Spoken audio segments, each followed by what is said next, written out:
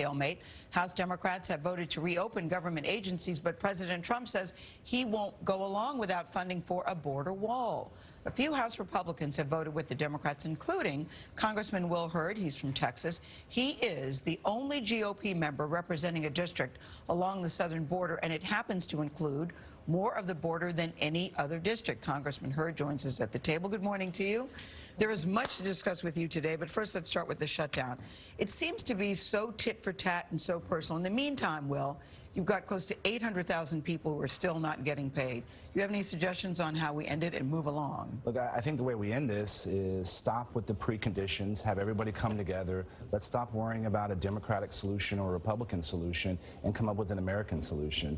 Sounds reasonable, but... It is. And when you look, there's 400,000 people came into the country illegally last year. We have 67 billion illegal drugs coming into our country. We should be able to secure our border. But the people that are involved in securing our border right now are not getting paid. And so the people that are keeping us safe, not getting paid, they should be able to get paid for their work. This is having an impact on cybersecurity as well, because there's officials within DHS who are protecting our digital infrastructure.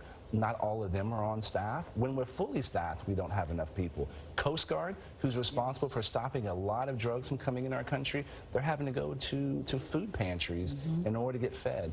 This makes no sense, and we should be able to work together. You're a member of the president's own party. You're a Republican. Why not meet with him? Well, look, I meet with everybody. There's a lot of conversations that are going on. I'm trying to talk about how we can solve this.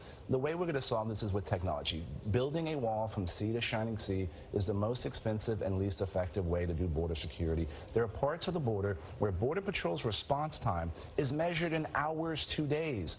A wall is not a physical barrier when it takes you hours or days to respond to something. So we should be using technology. DHS, Department of Homeland Security, has new programs that they're trying to implement, but guess what? We can't implement them because the government is shut down. And so this kind of conversation, we need to all work together to solve this problem.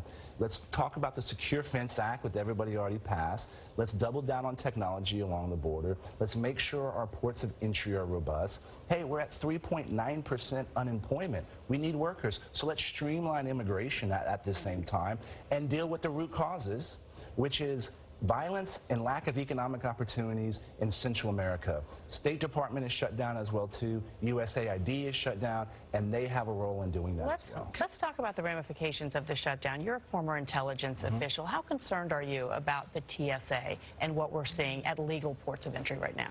The TSA is such an important group in protecting our nation. It is still easier for a terrorist, for Al-Qaeda or Al-Shabaab or ISIS to get a fake passport from Europe and get on a plane and come through our ports of entry. That's why TSA is so important. And the fact that they are some of the lowest paid federal employees in the entire government, the fact that they're having to work without getting paid, the fact that they're having to call in sick because they can't pay for daycare and they have to take care of their kids, you know, not having those people at our airport is dangerous. Can you imagine, Congressman, if they all called in sick and just shut down everybody? Somebody would have to do something to get the country. You know, you talk about what needs to be done, and everybody knows that, but nobody's doing it. Right.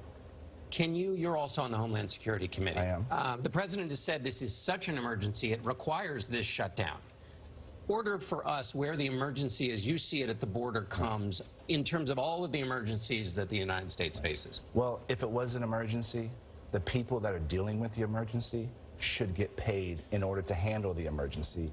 Look, $67 billion in drugs are coming in. That's a problem. In some communities, there are more overdoses from drugs or deaths from overdoses than being killed on, in cars or in homicides. So that is a crisis that our country is having to deal with.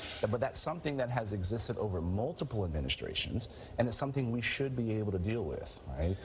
You do have people that are, illegal kingpin human smugglers that are trying to... I guess, Congressman, what I'm trying to figure out is whether maybe the measures are wrong to deal with this emergency, but you buy the idea that this is an emergency requiring this kind of emergency action. Are you? No, I don't believe in the shutdown. That's why I'm one of the few Republicans that have voted to make sure we keep the government open. Border security is important. We can defend our border. We can chase ISIS. We can deal in Afghanistan. We can try to bring Kim Jong-un and North Korea to bear. We can handle all these problems, and the best way to do that is by making sure sure the folks that are on the ground that are dealing with these issues are getting paid and our agencies are Before fully you go, can I ask you about Beto O'Rourke? Because, Sure. you know, on a road trip, you can either get very close or you can get very, very snippy with each other.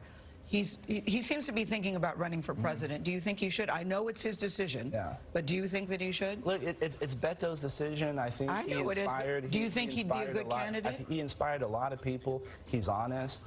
He's charming. He's willing to work with folks.